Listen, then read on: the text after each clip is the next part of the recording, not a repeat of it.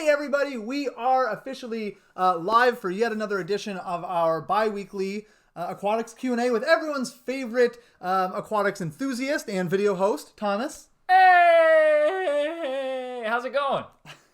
We're all doing pretty well, I think. How are you is the real question. Oh, I'm excellent. Yeah? I have a canker on my tongue and on my lip, and it's making it very difficult to talk. So you're going to talk like this a little bit today. So it's a little painful, but we're going to do it anyway. We'll get through it.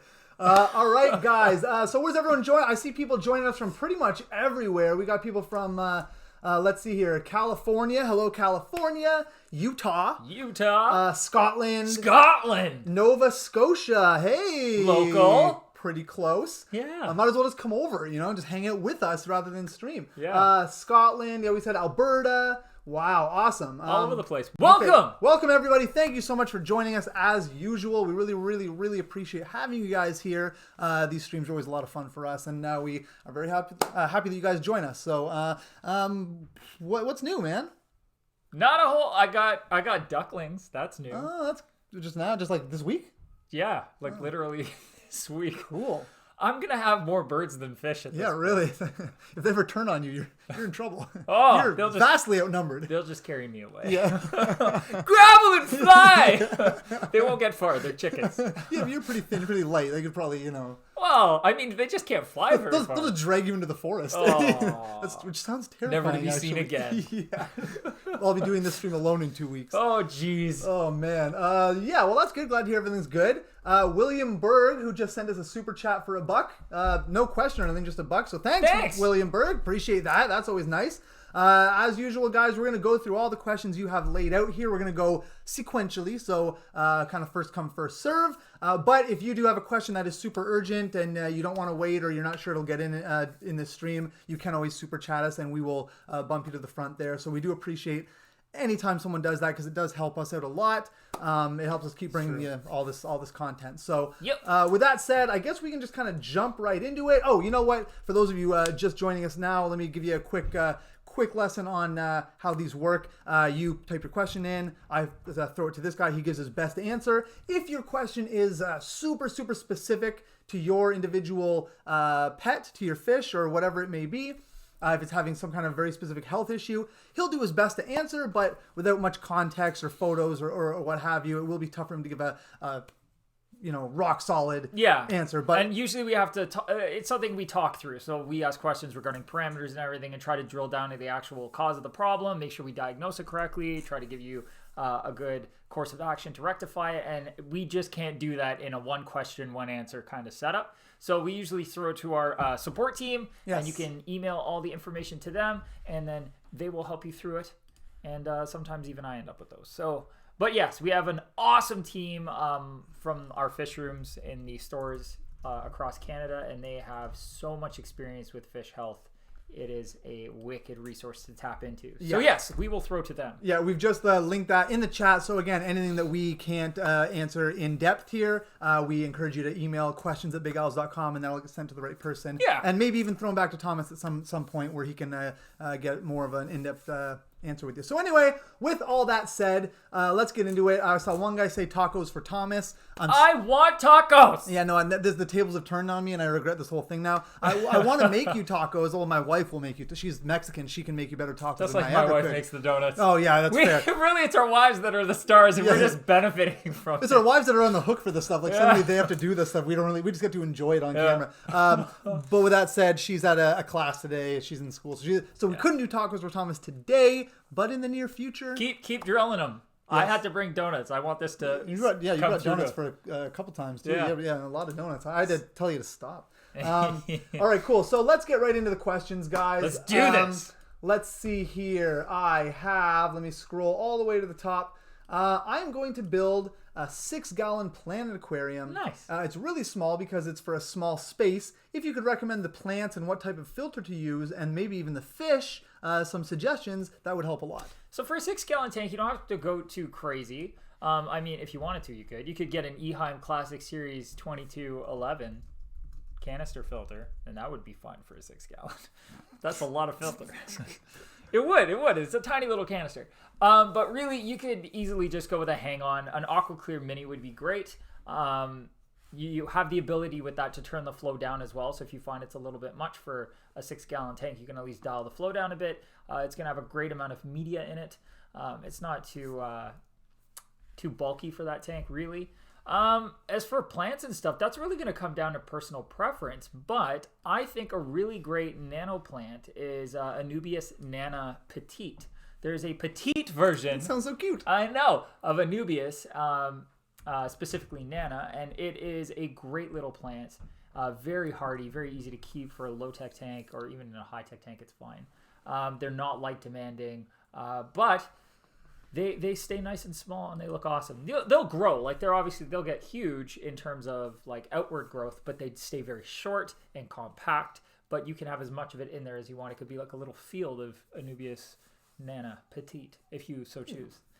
Java moss is also great. It stays small. You can trim it, and it'll look good. And yeah, there's all kinds of plants. But those are my 2 recommendations for a nano tank. I like those a lot. Any recommendations on fish? There are lots of nano fish. Just I caution that if you're gonna try to keep schooling fish, 6 gallons isn't a lot of space, so you won't really be able to get a nice school in there. I would probably go with Endler's live bearers. They're awesome. They look great. There's a few different variations of them these days. And they're like a tiny, tiny guppy. You can't go wrong. They're awesome little fish.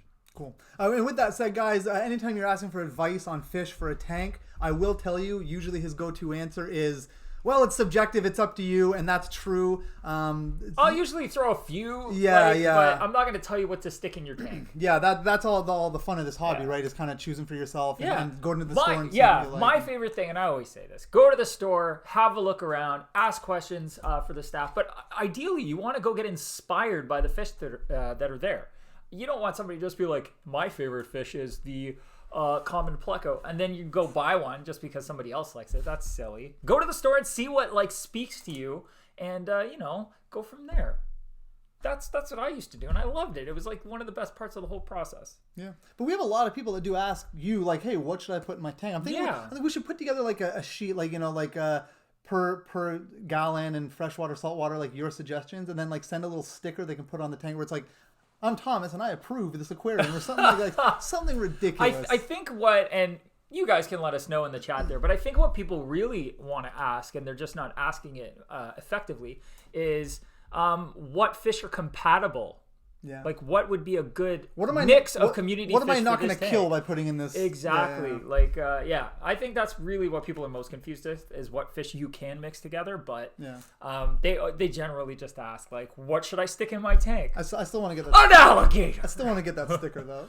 Let's do it, man. I approve this aquarium. Let's do it. All right. Then people are going to start sticking on horrid tanks just to sully my name. Yes. Oh, Kingy with a... Thank you, Kingy!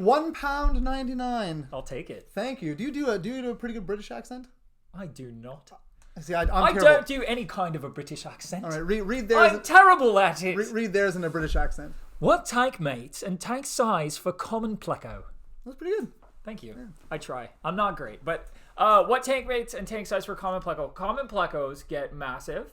They can have various tank mates because really they're non-aggressive. As far as plecos go, they may be aggressive towards other plecos, but as far as other fish, the sky's the limit, really, as long as they enjoy the same water parameters. Honestly, for a common pleco, you want a tank somewhere in the ballpark of 90 gallons or up. They get really big. People bring them back to the store all the time because they get massive. So don't get a common pleco if you want a tank that is smaller, or you don't want a pleco that's going to get like this. I would suggest there are so many other plecos. One of the best algae-eating plecos there are ancestris, or bushy-nosed plecos. Excellent. They stay around 4 to 6 inches. Blue bulldog, green bulldog, gold nugget plecos, leopard frog plecos. There are tons and tons and tons of nice small pleco species that you can keep that are awesome and that will do way better at algae eating than a common pleco. Ancestris, or bushy-nosed pleco, is my absolute favorite if that's why you want one. And no plecos eat poop. Okay. So thank you very much, Kingy, by the way, for that super chat. We really appreciate And I hope that. my British accent wasn't too garbage. I think it was pretty on spot. There's just so many different ones. Yeah, well, I think you chose a fairly common and generic one, and I think you nailed it. You nailed it. I'll take it. Yeah, you did well. I have a 45-gallon tank with 4 young angels, which can be lowered to 2 angels if you say so. There's also some neon tetras. I want something else in there to spice it up. So I think they're saying, are 4 young angels too much for a 45-gallon? And they want something else in there to spice it up.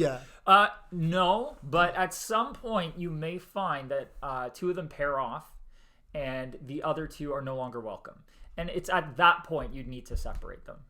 Up until then, like, you don't know, you can end up with 2 males and then they might hate each other anyways. So stick with the 4. If you get a pair that pair up and things get a little uncomfy, then you can remove the other angels that are not a part of that love duet.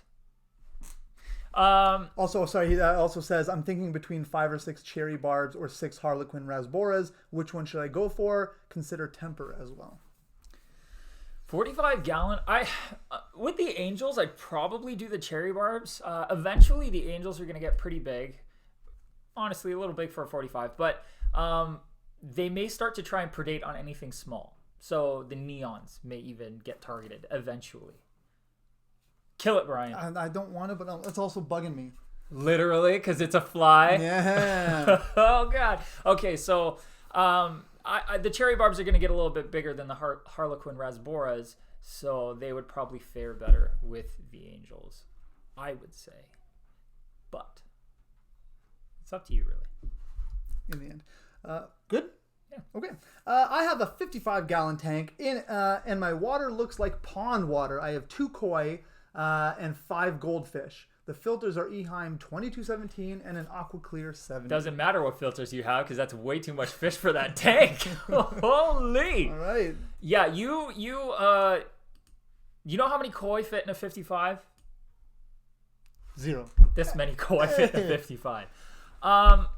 Koi are fairly fast growing. I know. There's no like koi petite or something like that are like made for bred to be small. No, I wish I would have kept them. So koi, you can get them very young and small, but they grow relatively fast. And regardless of that, they are poop machines, along with goldfish. So you are very overstocked is probably what you're experiencing. Even if they're young, that's still a lot of bioload in terms of how much they eat and defecate for that size tank. Your filtration is pretty good filtration. Like, I can't complain about what you've got on a 55. For that 55, it should be enough, but you just have way too much bioload. So you're not going to get the best of that. You need a much bigger tank or a pond. The koi get upwards of, 4 or 5 feet. Like full grown. What? Like 20-year-old koi. What? They get massive. Yeah. What? Yeah. That's insane. Quite like you need like an Olympic-sized swimming pool. Common carp get bigger.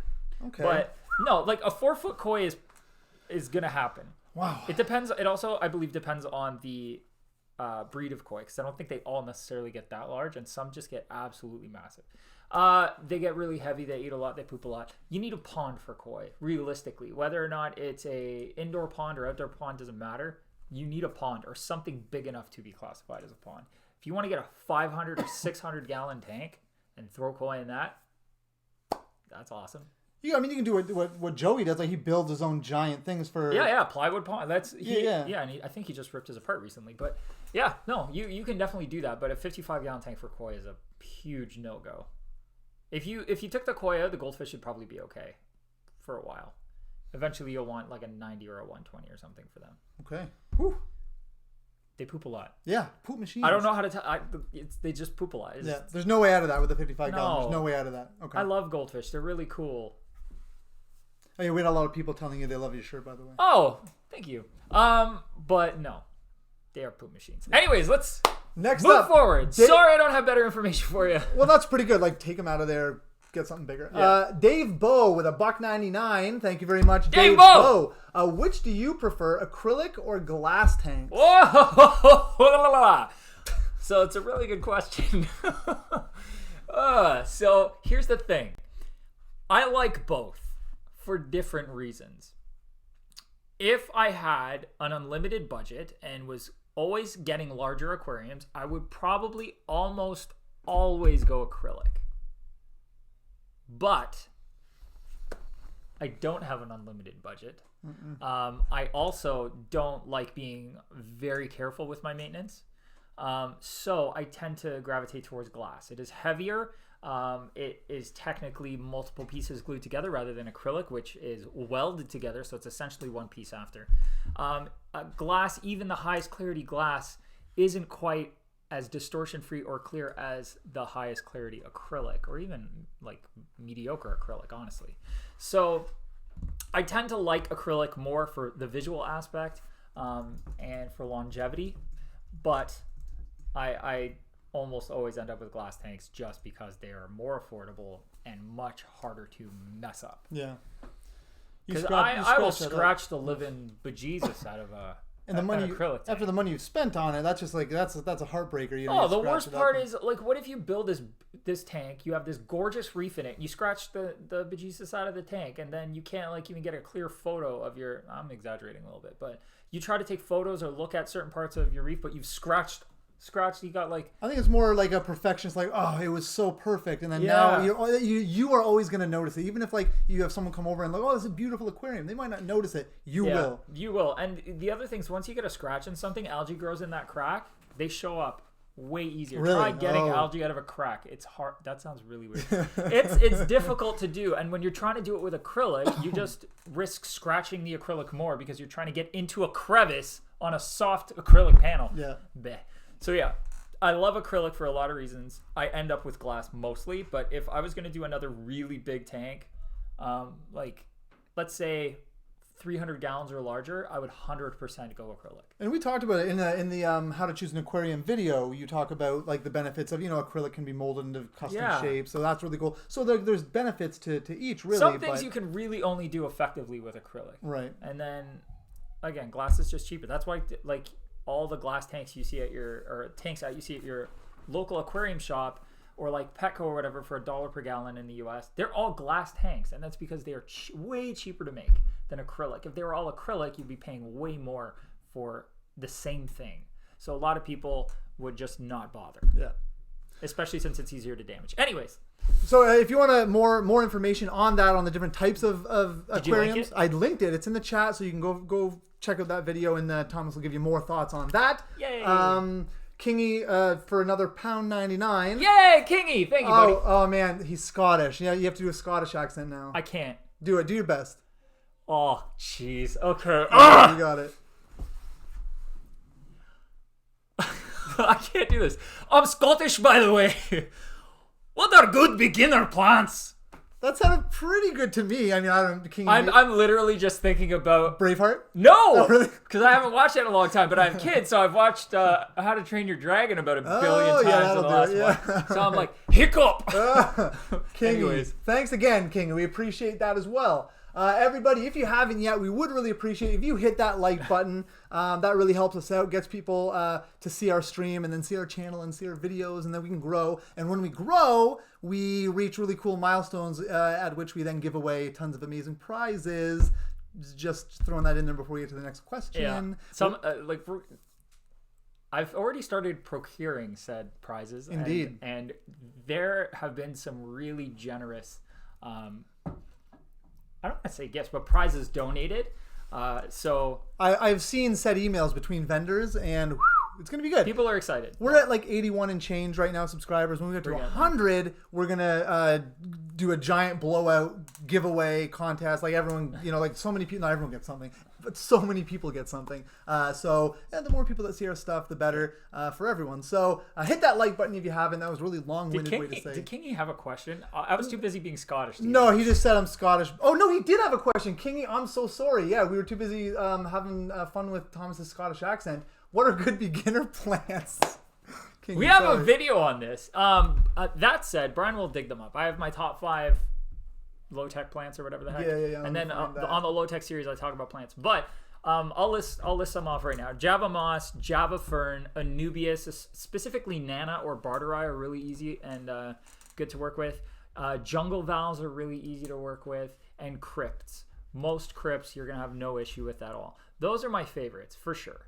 I've also had really good luck in low-tech planted tanks with just about any kind of floating plant you can get. You'll be fine with duckweed, frogbit. There's one that starts with a V that I can't think of right now. And I also have had really good luck with lotus bulbs. A lot of people also like to keep swords in low-tech tanks. I just find swords are hit and miss for me. I know a lot of people suggest that they need a lot of iron, so root tabs may be a good way to go if you don't specifically set up the tank for plants, if you're going to try to keep any swords. I just find they get very big. A lot of the really nice ones do just grow huge and want to stick out of the top of the tank. And so, yeah. Amazon swords, not so much, but like ocelot swords, I think they're called. Anyways, yeah. I've linked the video so you can check that out as well. It's a fun video, and wait till the very end because you get to see Thomas gurgle some aquarium water. I'm just here to see Thomas eat some tacos. Yeah, no, that was tacos for Thomas. This is the guy, just in case. This is the guy that it was his idea for tacos for Thomas. So he's thank you, Justin. Every week, keep it coming. He's advocating for you. So Brian's gonna feel the pressure. Yeah. My wife's gonna feel the pressure. She's the one making them. I just get to eat them on the stream. Okay, so we got to start rocking through these questions because we are. Let's do it. Yeah, I have a 90-gallon planted with 4 angels, 5 sturbai cories. Yep, sturbai. Sturbai cories, 9 cardinal tetras, and 4 golden algae eaters. What could I replace the algae eaters to stick to that Amazon theme? Making them think. Yeah, because it's a Biotope question. Here's the thing. I don't know where they're from. They're probably not from the Amazon. But I would honestly, if you wanted to replace those algae eaters, I would go with auto sinkless catfish. Okay. There you go. They should enjoy that setup. Obviously, you want to, no matter what algae eater you put in the tank, you want to treat them like a member of the tank and feed them specifically, not just rely on them to get all their nutrition from algae. But they will be better algae eaters, especially on plants, than golden algae eaters, Chinese algae eaters, which get big and nasty. They just get a little mean when they're full grown. So yeah, especially so yeah, I would do auto sinkless catfish. I don't know if they're from the Amazon. I'm not a Biotope expert because my index of fish in my brain is fairly vast, but I don't know where they're all from. That's fair. That I will say. Fair enough. So that's the best I got for you. I'll have to do some research now. No, we will end the stream and you will go wallow in shame. Wallow in shame. Which floating plants are best and look good in a 450-liter tank? It's mainly for my Betta to hide. I'm a big fan of frogbit. Frogbit. Yeah. I don't like using the other one, thou shalt not be named, because it grows way too plentifully. It's super tiny. It gets stuck in everything. You'll never get rid of it. The only thing duckweed is good for... Oh, I said its name! No! The only thing it's good for is if you want complete coverage very quickly and for it to never go away, or to feed goldfish. So if you have a goldfish tank and you want to throw duckweed on there, they'll eat it. So it doesn't matter. It'll never like take over necessarily. They're just gonna munch. You know, they say if you it's like a salad bar. They say if you stand in front of a bathroom mirror and say duckweed 3 times, it appears behind you. Oh gosh. And takes over your life. Yeah, I'm just afraid duckweed's gonna come back and then start some kind of duckweed uprising. All right, good morning from Vancouver. I moved here from Edmonton, and I miss having a big owls here. Aww. What is the max number of emerald eye rasboras you'd put in a Fluval Flex 15? Thanks in advance. Emerald eye rasboras. In a 15 gallon? It's 15 gallons? Fluval Flex 15. I don't know, I'd do like a dozen. Cool, dozen. I like, when it comes to, like, rasboras like to school. When it comes to schooling fish, I try not to put less than a dozen in the tank. So either the tank's got to be big enough to house them plus everything else you wanted, or you just kind of decide whether or not you're keeping schooling fish in the tank. Celestial pearl danios are another really good example where, like, even in a 20 gallon, I put 18 of them just because I wanted them to be comfy. They still don't come out. I feed the tank, and that's when I see them for like 10 seconds between plants, and that's it. I'm probably going to go get some neons or something just to spice it up a bit. Come on out. There's swimming space, guys. But yeah, so a dozen is usually my low number for any schooling fish. Cool. Dave Bow says, keep up the good work, y'all. Are very helpful. Thank you, Dave Bow. Thank you, Dave. That was I very really helpful. Appreciate. Yeah, Man. no, definitely. Very, very helpful. Thanks so much, man. Okay, next up. Let's see here. Oh, back to the 450 liter tank. What canister filter do you recommend? Let me guess. 450 liters is... Yeah, you just think about it. No, give us your answer. We'll do prices right rules. Closest. If you're over, I don't know, like you don't get the showcased 90 gallons. 118 gallons. I would do an Eheim. I would probably do an Eheim Pro 4 Series 600. What? Oh wow. Oh okay. You didn't go Classic Series. No, because I would on that tank I would do two 2217s. I like to run dual canisters on tanks just because if one fails, at least like if the motor goes out or whatever, you always have a second filter that's running the system, and you can stagger maintenance on them. So you do maintenance on one, then the other. You never end up accidentally getting rid of too much bacteria, even if you're super careful. So either I would do two 2217s just because I like to really filter tanks, or I would do a single, I guess, Pro 4 600. Yeah. Or if you want to try something different, you could do like a Fluval or a high door canister. Okay, cool. Go Eheim.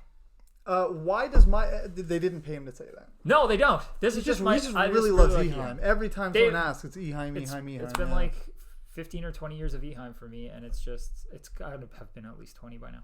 And I've just got some that are that old and still work. Yeah, like you say, if you take care of them, they're going to last. So. Oh, yeah. And they always have parts for them, so. Sweet. Why does my goldfish have black spots? Okay, so to my understanding, I'm no goldfish expert or fish illness expert, but if goldfish can develop black splotches or spots in a very short period of time, it can almost be like overnight or over the course of the day. You leave in the morning, you come home, and if I'm understanding correctly, it is usually a symptom of some sort of injury, whether or not it was a physical injury or an ammonia burn or something, and it's a part of the healing process. Like those damaged scales or whatever end up turning dark while they're healing. Again, not an expert. This is what I vaguely remember. So what I would suggest is sending us an email to our support team with a picture of your fish, and just let us know how quickly the spots showed up. Were there spots there already and they just got bigger? Is it just been happening as the fish grows over a long period of time? Because that could be pigmentation. The parameters of your water, what's in the tank with your goldfish, is there anything they could bump into, that kind of stuff. So hit us up, give us all that information, and our support team and our fish doctors, I'm going to call them. They're not actual doctors. Yeah, let's just put that out there. Yeah, they're not real doctors. They're just my fish doctors. They'll be able to drill it down for you. And if anything needs to be done to make sure your goldfish gets better, then we will let you know what that is. I need 3 cc's of prime stat. I would love that. We should Melifix. Yeah, there we go. Yeah. Whatever they need. We should do a little reality. Let's just give the fish prime. That's my solution for everything. We'll dechlorinate the fish themselves. My fish are hungry. Have some prime, guys. Yum, yum, yum. Treats or something. Yum, yum. That'd be a terrible. Okay. Next up, can I ever place a male and female Betta together in a 5-gallon without mating or fighting? No, it's a bad idea. Don't do it. Just avoid at all costs. Males will kill females if they're not ready to copulate. So the female's got to be ready. The male's got to be ready. They have to be introduced to each other slowly. So usually you'll have 2 tanks side by side so they can see each other for a long period of time. Once the bubble, this is my memory. I've never bred betta fish. Once there's a bubble nest and the female's looking receptive and the male's looking receptive, at that point you would introduce them for as long as it takes for them to get the job done, and then you remove them from each other. So no, don't keep them together. It's a bad idea. All right. If you put bettas together, they're gonna have a bad time. They might have a really good time and then a very bad time. Can I keep 3 Roseline sharks in a 75-gallon with current? I'm gonna say yes. Okay. You can. Awesome. You can. I like seeing Roselines and other sharks like that in larger groups. But 3 together in a 75 will work. I would, if it was me, but if that's the tank you have, that's what you got. I'd probably do something like a 135, like a 6-foot tank, and get like 6 of them or 8 of them. I mean, that looks sharp. And then, but yes, and then are they going to be happy with just 3, or do they like being in big groups? Are they? They do, but they're also not like horribly difficult to keep. They're pretty hardy fish, so I don't think you're really going to have any problems with them, even if you only had 1. But I think 3 in a 75 is a pretty decent considering, yeah. Sweet. How long can I keep my Lake Victorian African cichlid in my 20-gallon? I don't know which one that is. Let's look it up. Lake Victorian. But that's just a lake. That's not a species. Really? It just tells me where it's from. Oh, I thought it was like part. I don't know. I didn't even put what it was. But in a 20-gallon, probably not long. Oh. Yeah. There's a gigantic. I'm gonna say variety. not long. They're not. Yeah, I know it is. Okay. I would probably move them into at least a 55 as soon as you can.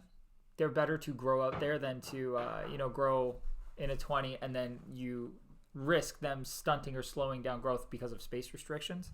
So you're better off just putting them in the big tank. They'll grow faster, more naturally. You can feed them more without worrying so much about water quality. So the sooner the better is the answer. Cool. Someone says immaculate hair as always. Yes, it is. I can't wait to do something with this Garbola, but it is not long enough. My wife got her haircut, which looks awesome. To look like yours. Just the other day, yeah, just to look like me because she wanted to. Everyone's a Thomas hate fan. herself when she everyone's everyone's a Thomas fan. Yeah, right. So anyways, she's probably my only like satirical fan. She's like my anti-fan. Like sarcastic fan. Like, yeah. Oh, Thomas, you're so great. Yeah. Oh, get your head out of the clouds. Go to your live stream, idiot. You're so popular. Lol.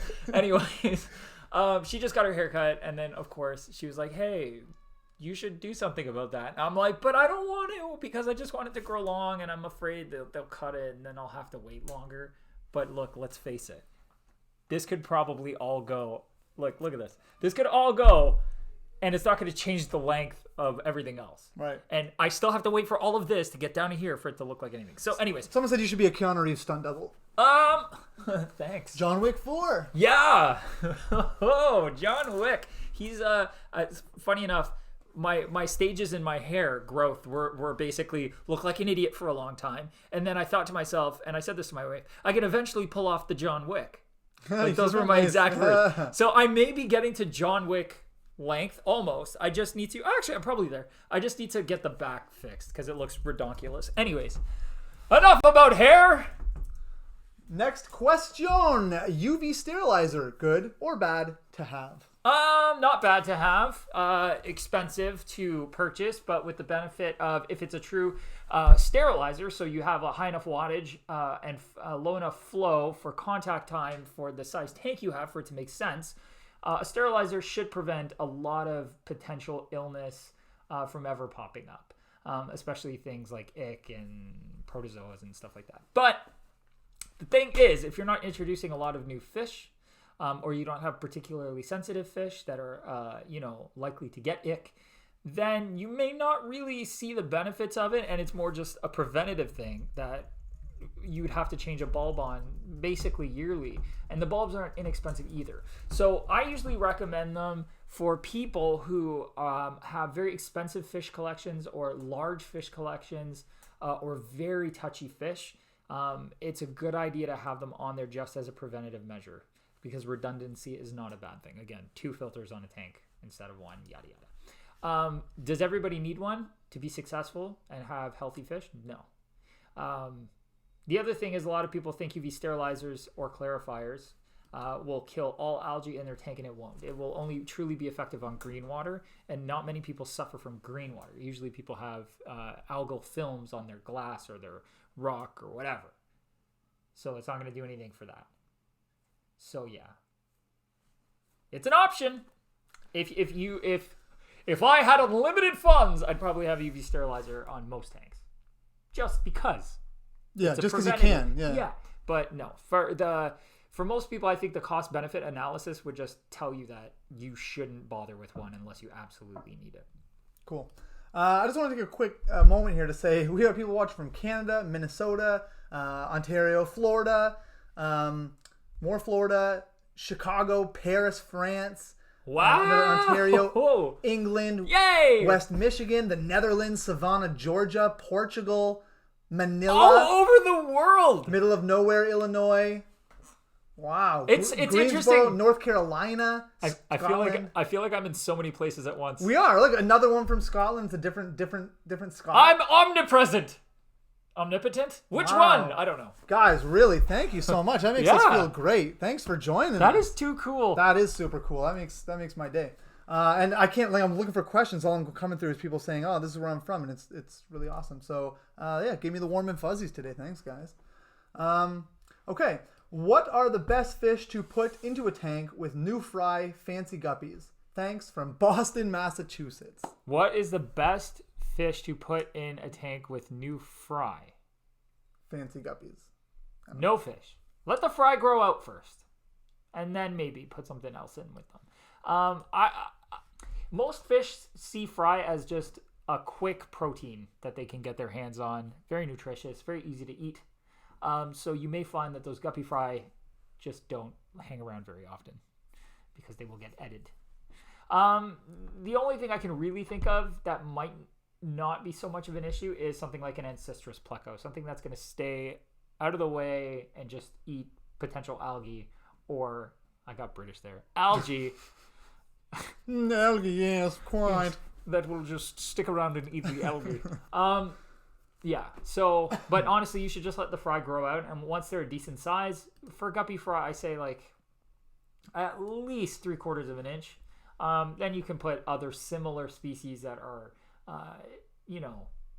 community friendly, neons, things with small mouths, other tetras, non-aggressive.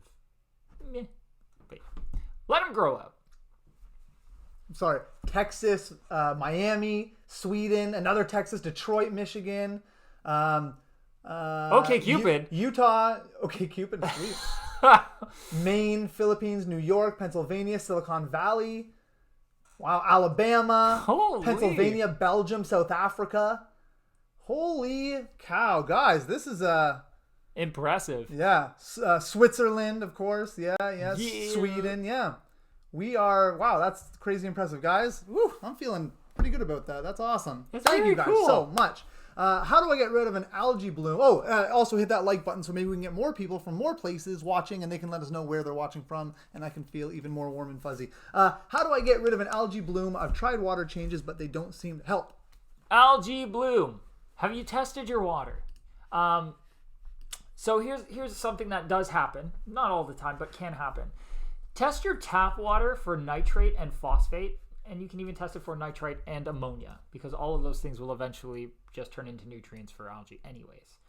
If your tap water has high amounts of any of those things, or whatever the level is, doing a water change will just take whatever your water in your tank is and reset it to that essentially because it can't get any lower than whatever your tap water is. Some people on wells experience high phosphates. Some people, depending on your municipality, sometimes they use products that will have phosphate or turn to phosphate eventually to clean the water and the sewage systems and stuff. So double check your tap water, make sure it's not the reason that you're getting algae because otherwise really you should be removing nutrients every time you do it and your algae over time should go down. The other thing you really want to do is make sure that your light is not on more than 6 to 8 hours a day, especially if you don't have live plants. You can literally only turn your aquarium light on while you're home to enjoy the aquarium. Ambient room light is enough for the fish to know when it's day and when it's night. The other thing is sunlight. You don't want any direct sunlight. And sunlight bouncing off a mirror, if the tank's not in direct sunlight, but there's a mirror across the other side of the hall, and the light from the window hits the mirror and then hits the tank, that's the same difference. So, yeah, make sure it doesn't get any direct sunlight. We actually have a top 10 ways to combat algae that Brian has already linked. This is why we're such a good team. Hey! So yeah, you can check that out too, and it'll give you a bunch of ideas on how you can get ahead of it. Cool. Awesome. And good luck. Let's see here. Any water efficient way you would suggest processing a 10-inch heavy piece of driftwood in the reservoir of a toilet? That's actually not the worst idea. I've cured. It's funny you mentioned that. I've cured, and I'm maybe conflating a little bit. I don't know if I cured them this way or my buddy Calvin, who we used to hang out a lot, but he's back in Ontario now. Real smart guy. He used to make frag plugs for me in massive amounts and for himself and to sell to stores and what have you. So he used to cure those frag plugs in the toilet reservoirs because you're going to flush that water anyways. It doesn't matter what the pH of your toilet water is. So yeah, the thing is, if you cure driftwood in your toilet reservoir, you're going to have tannins in your toilet for a while. So every time you flush and it pushes water through the system, you're going to push tannins through at the same time. So as long as you don't care about that, it might leave a ring on the toilet, but you can just scrub that off. Yeah, but that's the only concern I would have. Beyond that, you can waterlog the driftwood that way. That's no big deal. When you're done waterlogging the driftwood, you may want to put it in a bucket of water and the tannins are gone, and use a good dechlorinator like Chem Prime or something, just to make sure any water inside of the wood still is dechlorinated. You're not going to have chlorine leaching out of the wood. There you go. Cool. Hey, just want to know, what fish can I put in with guppies and cories? Sky's the limit. Not piranhas, not Exodon tetras, not Oscars.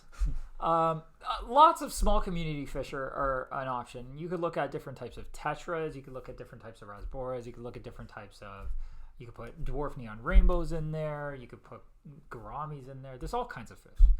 Yeah, lots. There's lots of options. It's such a long list that it's nuts. All right, I'm about to hop in the shower and let this play aloud. Let me know when the tacos are ready. Justin, you're funny. I love that we're like someone's listening to us in the shower. Yeah, people have mentioned that they just like listen or doing water whatever. changes or something. Yeah, that is so great. cool. I'm so glad. That's hilarious. Okay, a non-aquatics question. What's a recommended chameleon size? What are recommended chameleon size? Here's the biggest issue with the question you just asked me.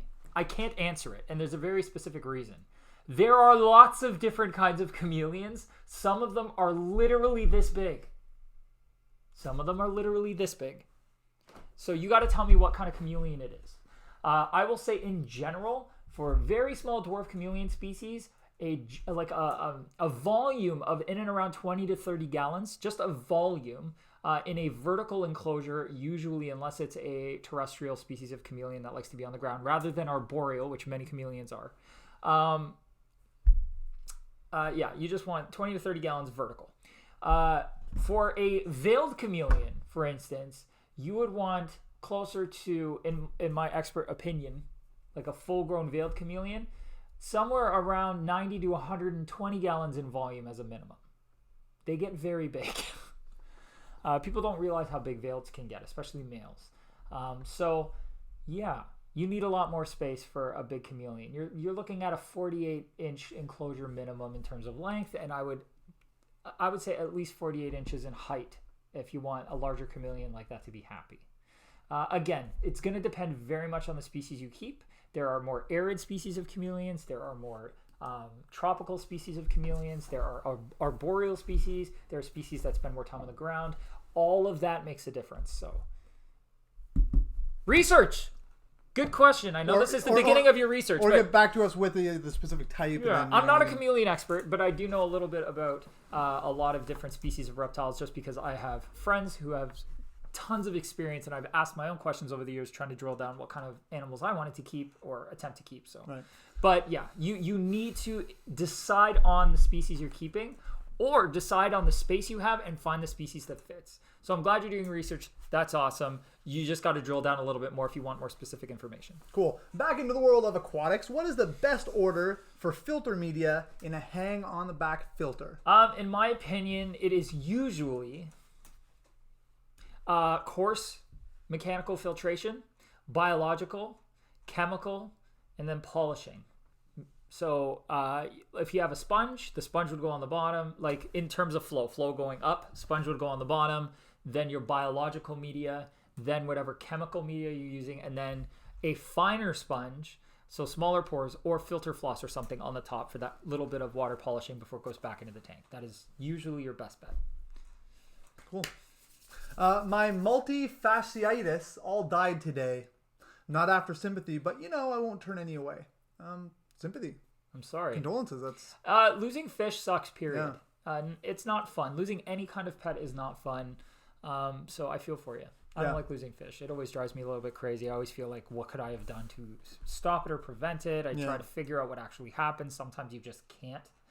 And it's frustrating. So I feel you. Yeah, so sorry about that. Hi, I have an emergency nitrite spike. 20 nitrate, no ammonia. There's no real question, but any thoughts on perhaps what to do? Or I'm pretty sure Seachem Prime will help reduce nitrate or bind it. Again, water change can't hurt. Anytime you have an emergency anything, your go-to should always be a partial water change. The only exception being if your tap water's the problem, but that's super rare. So, yeah. Okay. Sorry about that. That's again, sucks. 2 sucks in a row. Okay, let me see if I can link it. Okay, so our next question, I'm going to link the video to it. Awesome. Because this is one we get quite frequently. We do. I've been a freshwater guy my whole fish keeping careers. I've got 6 freshwater tanks, 2 live bear totes outside. I want to try saltwater though. Any tips for a new saltwater hobbyist? Sure. My tip is watch this video series. It's a 4-part series showing you how to set up a very basic saltwater system. System. Basic, but that's kind of maybe the good, like in my opinion, a good starting point for someone who's never done it. I actually don't disagree. The funny thing is, like, you'll see all kinds of comments on that series about people saying, like, that's not a real saltwater tank, or why are you using fake coral, or this, that, and the other. People are under the mistaken impression that it's not a saltwater tank if you don't, like, keep it 100% natural. Yeah. It's still a saltwater tank. It just is. You can use fake coral all you want. If you don't want to take care of live coral or deal with the complexities of that, that's why they make artificial coral. Not just so people with freshwater tanks can throw it in there and, make a saltwater-ish looking aquarium. So the most obvious skill that you have to learn right at the beginning, and it's not hard because everything else is basically the same, is how to effectively and properly mix synthetic salt into fresh water to create your synthetic salt water.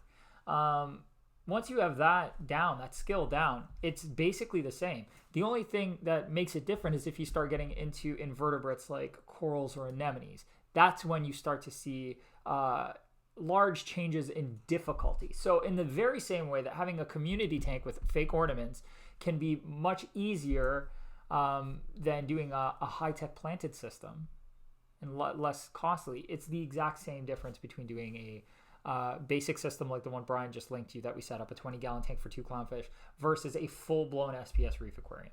So yeah. If you want to get into corals, you can always start without corals.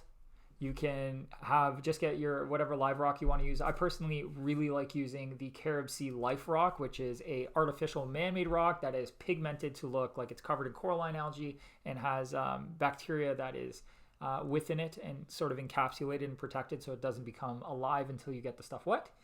So I really like to use that, and you can set up the tank, use basic lighting. You could use a freshwater starter kit really if you wanted to, and then you just have to go get a refractometer. I prefer them over hydrometers. They're much more accurate, a lot harder to screw up using. And your synthetic sea salt and a place to mix it. I also highly recommend using RODI water instead of tap water for saltwater tanks, especially if you're going to go reef eventually, because those invertebrates are a lot more sensitive to any potential heavy metals or any contaminants in the water, which most tap water will have. Although freshwater plants and fish don't seem to care, invertebrates care a lot more in saltwater. So I would go RODI, but you don't have to. And then, just start there. And if you want to upgrade things in the future, you can worry about upgrading things then. Cool. See if you even like it first. Awesome. Or go balls to the wall and Get everything. Yeah. Go get a Red Sea reefer. Go get crazy LED lighting. Go get everything. Smash it all together. Jump in with both feet. Yeah, do some research and a bunch of research really, and then just start it up. Yeah. We're gonna be doing a series very soon that you can follow along. If you haven't seen the video that was on Joey's channel, where we did a little bit of a collab, you'll see the tank, and I talked very briefly about what was happening with it. But yeah, we've got a nice, big, beautiful tank, and we're going to be making it all wonderful, full of salty coral stuff. Yeah, it's going to be an awesome, awesome series. We got a couple big series coming up, actually. So the other one might start first, I think. Yeah. And then just kind of run them in tandem. Things you guys have been asking for a very long time are going to happen. There's been a lot of moving pieces, so it hasn't moved as quickly as we would have liked, but everything's getting there. So we're ready to start moving and making some really, really, really cool build series that you guys are going to love. So anyway, match made in heaven. Kindred spirits. Okay, let's do lightning round. We've been streaming almost an hour. You want to do lightning round so you can get through a bunch? Yeah, sure. Okay. I love your channel. Thank you. What kind of fish would you keep in a 180 gallon with 6 geophagus and 3 plecos? You know what? I'm going to throw back to the Roseline sharks. Okay. They're awesome. I really like them. And I've also kept, not mascara barbs. Yeah, they were mascara barbs, weren't they? Filament barbs. That's what they were. Filament barbs. They're also really great. They get a decent size. They school nicely. They don't seem to bother anything but each other. But Roselines are awesome too. Or you could get into rainbow fish. Also another really great option. They all kind of will school and look great. So sweet. Those are mine. I have a common pleco in a 60-liter tank. I need a bigger tank and would want some more fish. What would you recommend? It's a lot of that today. I reckon this is crazy. I recommend going to your local fish store and walking around and looking at all of the tanks and all the fish they have in stock and see what inspires you. Because for me, that was always the most fun part of setting up a tank. Just seeing all these different fish I haven't seen before, seeing what really speaks to me, asking questions about them, figuring out if they're compatible, and having fun there. Like the list is so long that there's no point even trying to suggest anything. Yeah, you can keep all kinds of stuff, all kinds. Browse your even LFS. the ones I just mentioned.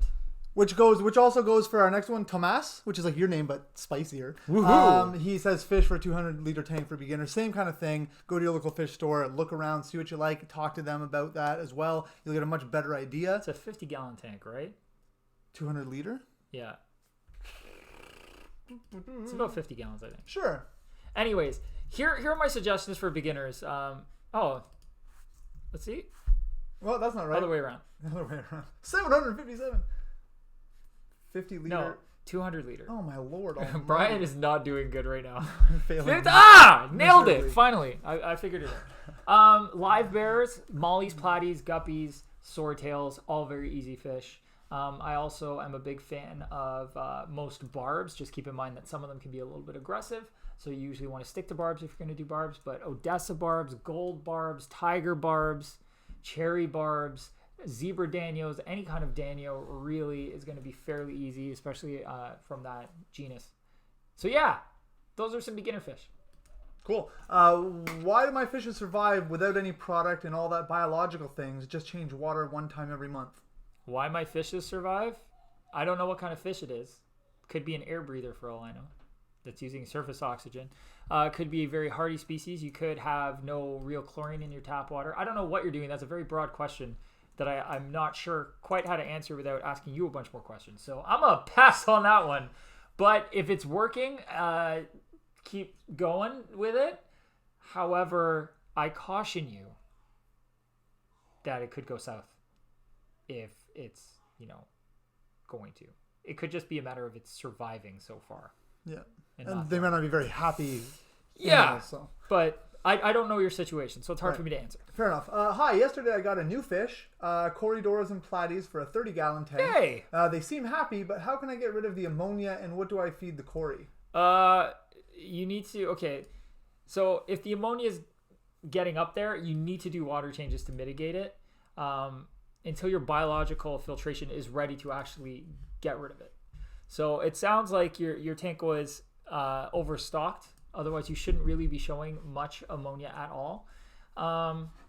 So yeah, be very careful with how often you feed. Right now, I would probably feed every other day or every 2 days until your ammonia goes to 0 and your nitrates are increasing, which means your tank is cycled. Any overfeeding during this time is very likely to push your ammonia to a point where your fish are going to be in danger. So feed sparingly. Sinking pellets for quarries are the best. I typically use any kind of sinking food because they're going to want to eat from the bottom anyways. Waiting for flake to get down, there's not always a great option, especially if the other fish in the tank are eating all the flake. You don't want the quarries to starve. But yes, be very, very careful with that ammonia right now. Do a water change. I would do about 25-30%. Try to get that ammonia down to a non-threatening level. Any ammonia is not good, but you'll see on your ammonia test kit where the potential safe zone is. You want to keep it in there until your cycle's done. Okay. Cool. I have a light for plants, but it has no reds and greens. Is there a way to add those colors to be able to bring out those colors in the plants? If your plants are not specifically red already or a shade of green already that you like, they probably won't change very much. A really high CRI white light that is daylight colored, essentially, somewhere in between 6,000 to 6,700 Kelvin, you're going to get pretty good coloration out of your plants. You don't specifically need red or green diodes to do that. But that said, there are all kinds of color enhancing fixtures out there. It's hard to add individual, if the fixture doesn't have those spread out evenly across the fixture already, it's hard to add them after the fact, unless you add another fixture that is maybe RGB and you can artificially add that light in that way. RGB fixtures aren't going to be super bright or anything, but they will allow you to, play with that light. I think the Reno fixtures, there may be Reno Wi-Fi LED fixtures by Aquatic Life that have RGB capability, so you can change it. Current USA fixtures do have some RGBs in there, but you're changing the whole light at that point. Anyways, that's what I got for you. All right. This one's kind of broad, but which snails are good for an aquarium? Which snails are good for an aquarium? I mean, it really depends on what you want to do. A lot of people really, really find rabbit snails to be adorable. I think they're cute. They're really, really cool. Rabbit snails, apple snails, mystery snails, nerite snails, onion nerite snails, spiked nerite snails. At this point, it just sounds like you're making things up to me. Ram's horn snails. There's all kinds of snails. They're not necessarily good or bad. It really just depends on what you want to do. Bladder snails can be a bit of a pain in the tush if you've got live plants, and some of the other larger snails may munch on your live plants too. So if you have live plants, be wary. Assassin snails, if you don't want other snails in the tank, will eat the rest of the snails. So if you have snails you don't want, get an assassin snail, get a different snail, and it'll eat the other snails. And what do you do to get rid of assassin snails? You assassinate them yourself. Oh, okay. You just take them. You become the assassin. They'll run out of food. If they eat all the other snails, they'll run out of food and they might starve. So I would, at that point, just take them out of the tank. They can't survive off of the fish food or anything like that. I'm not 100% sure. They're pretty specific. Right. Okay. Right? They predate specifically on other snails. Gotcha. So usually when you're a specialized feeder like that, you have a hard time switching. I don't rightly know that. Fair enough. Okay, cool. I ordered a basic plant assortment online. On one of the plants looks kind of like a Christmas tree. Supposed to be a floating plant. Problem: needles everywhere. Is that normal? Will it continue? Have you ever heard of a plant that looks like a Christmas tree that sheds its needles through the aquarium? Weird. It's probably...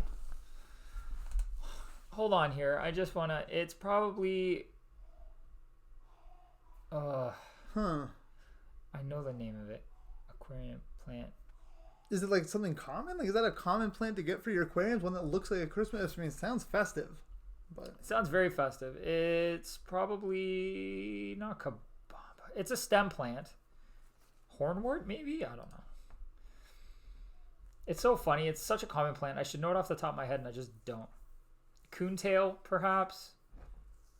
Hornwort? Yeah, it's probably hornwort. Yeah, someone said the shedding Christmas tree plant is probably hornwort, says Ben. Yeah, okay. It's funny. I know the plant in my head, but I can't remember the name. It happens. Anyways, if it's shedding needles, it's probably not happy. What I would do is cut the stem plant. It is a stem plant. Cut it off from the healthy bit, like whatever part's de-needling and dying off. Just cut it off and leave the healthy part of the plant in there, and hopefully it does better. But I would just remove whatever part of the plant is rotting. That is usually, when it comes to stem plants, that's usually my rule of thumb, and it's always worked fairly well. I do it with Ludwigia and stuff like that. I've even got like really haggard looking stem plants from people before, just cuttings and stuff where they tore their tank down. I'm like, hey, I'll take that. And you just take off whatever bits look pretty decent, let them float around for a bit. They grow roots. You pull off the few leaves closest to the roots and then plant it. And it does really well. So that's what I would probably suggest. Just snip off the ugly bits and keep whatever's still looking good. And hopefully it comes around for you. Fingers crossed for you. I read so many conflicting opinions on when to change filter media. I have a well-stocked 45 gallon with an AquaClear 70 filter. It has a sponge, Biomax, and carbon pad. When do I need to make a change? Sponge can be rinsed over and over until you literally can't get it clean anymore or it tears. I usually keep 3 or 4 sponges on hand so that I can, switch out a clean sponge and clean the other one when I get a chance, so I don't put off filter maintenance. So having a few extras on hand is not a big deal, and it's a good idea. Biomax, I'm of the opinion that usually I don't change biological media for at least a year. And even when I do change it, I don't usually change all of it. I typically run canister filters though, so it's a little bit different, but you can always open up the Biomax bag, open up the other bag, keep some of your old media, some of the new media, and mix it together. Carbon pads, you have to change monthly, otherwise they will stop working entirely. So carbon has a finite amount of space within it, and once it's filled up, which may not even take a full month, sometimes it can be as short as a week. It depends on how much gunk there is in the water and how fast you pass the water through the actual filter media. So everyone loves your hair. Everyone loves your hair. It's like trying to make a home there. Whatever. Get out of here. Just fly somewhere else for others. Other rooms, like that way. Go. We have problems. But yeah, carbon, if you don't change it monthly, it stops working after 3 weeks to 4 weeks. It's garbage. So even if you don't want to change the rest of the media at that time, just throw it away. What I will say is I like to rinse my media out as often as necessary. So if the filter starts to plug up or get really gunky, I'll often just pull out the tray of media and take that sponge and go wash it out under some warm water or tap water. I don't worry so much about bacteria when it comes to sponges. If I'm running biological media, if the sponge is also the bio media, you have to rinse it in tank water. But give it a quick rinse. It's a good time to throw out your carbon pad, throw out your fine filter media if you have any floss on the top, and then put it back in and throw it back in there. And you can still, do your filter maintenance once a month, but do that kind of a quick cleaning as often as necessary.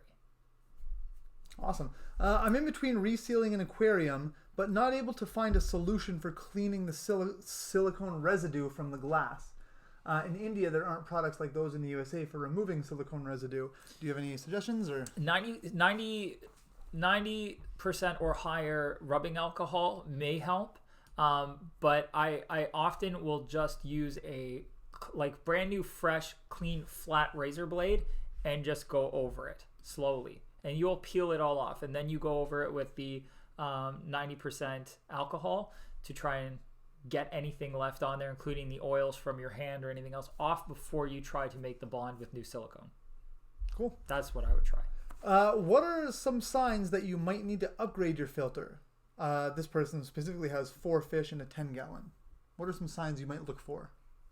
You go, I need a new filter. Okay, so I don't know if you mean like whole new filter, like new type of filter, or just new filter media. Just it says upgrade your filter. Oh, okay. So yeah. Haha, I know exactly what you mean.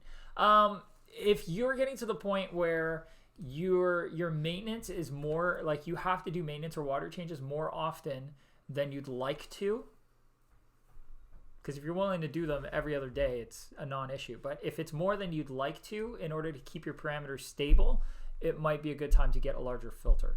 The other way you'd be able to tell is if you can't get the tank to cycle properly or you keep getting ammonia back, it's because your bioload is more than the actual space in the aquarium there is for and your filter for beneficial bacteria. And if that's the case, you need more beneficial bacteria. You're going to need a larger filter that will hold more biomedia so that you can increase that, so that they can take care of that ammonia and turn it into nitrate. Just keep in mind though, it will become nitrate, so you still have to do water changes to get rid of that so it doesn't get too high. That is my answer. Awesome. Well, we'll do a few more questions, then we got to call it a day because we are all at a racetrack. Before we get to those questions, I just want to thank you all again for joining us on. Love having you guys here. Love having you guys here. It's a really fun little time for us, and hopefully for you guys as well.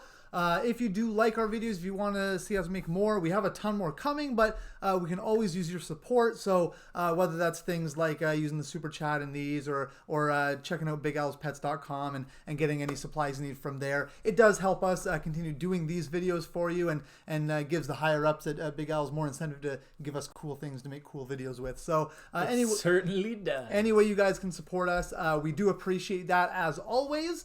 What else? I'll link the in-depth support link again. So if we didn't get to your question, or if you have something that is very, very specific, you can email them and get that sorted out, and they can help in any way possible.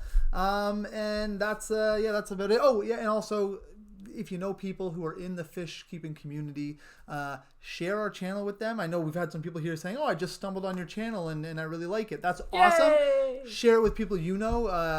Share it in forums or in Reddit or whatever, because the faster we grow, the more awesome stuff we can do as well. And the sooner we get to that 100K giveaway that we're going to be doing, where we can give a whole bunch of really cool pet and aquarium stuff away to you guys, and I'm so excited, bro! So excited. So yeah, really, any way you guys can share us around to help us grow as well, that will help. And just, we'll keep being able to bring you awesome content, including these 2 mega builds that we're doing in the near future. Yes, I'm really excited. I am terrified about that one that's coming. Why? Because I have no idea how we're going to get it down there. Oh, right, because we have to take it down the steps of his basement. Get this. When they obviously ship these things to the studio, like my house.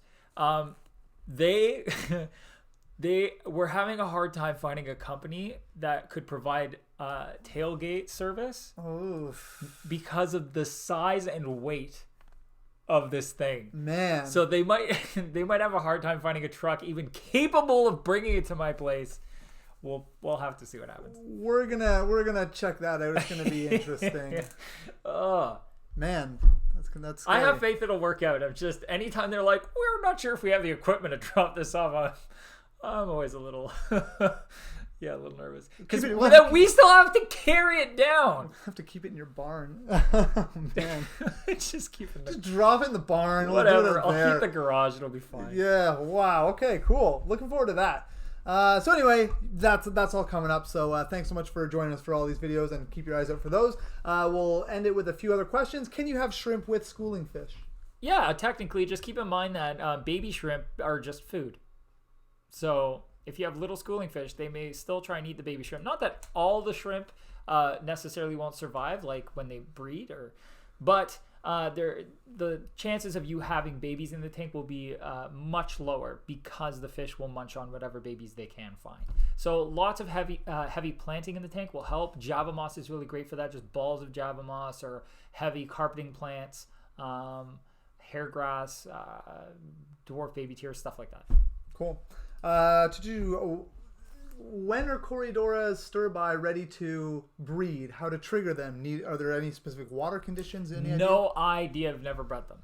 Okay, fair enough. I can't. Yeah, I straight up just can't answer that. All right, and we'll call this one our last one. I don't know if it might be a little in depth, but hey, why not?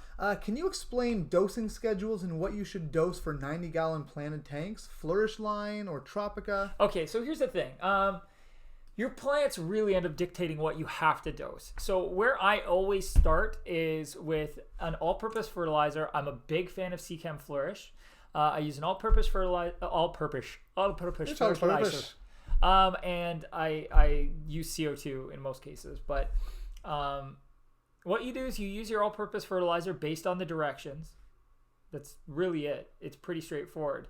And if your plants show signs of any kinds of ailments, so they're missing something, the leaves are all affected differently by different deficiencies. So magnesium deficiency is going to look different than a phosphorus deficiency, which will look different than a nitrate deficiency, so on and so forth. So depending on what the leaves start doing, that's where you kind of start understanding what else you're going to have to add. The other way to do it is to do research on those plants and find out what their individual needs are.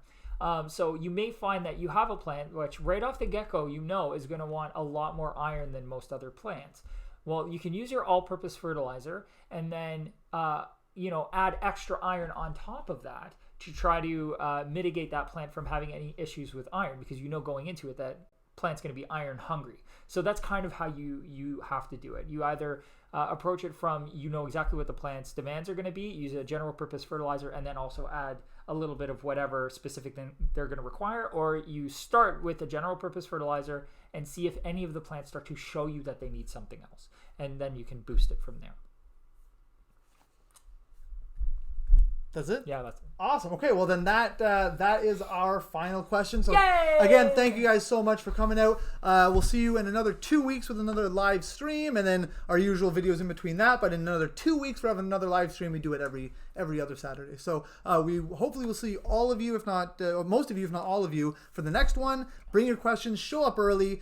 Put your questions in the chat so we get to them right away. The sooner you show up and the more punctual you are, the more chance there is of your question being answered. So again, thanks so much, or just guys. throw money at the problem. Yo, yeah, super chats we'll get to right away. Yeah. Just toss money at that and we'll bump it up. But anyways, thanks again, guys. It's about it for me. Anything left that you want to mention? No, just keep on taking. We'll see you again soon. I wish we did these more often, but c'est la vie. Hopefully we can start doing these again weekly, because that was awesome. I enjoyed doing weekly. Fun. So hopefully we can start it again weekly. The more people we have that show up to these and like these and share these, the more reason we have to go to upper management and say, hey, let's do these again weekly, guys. Yeah. And they might go, yeah, sure, okay, great. So show up. See you in 2 weeks.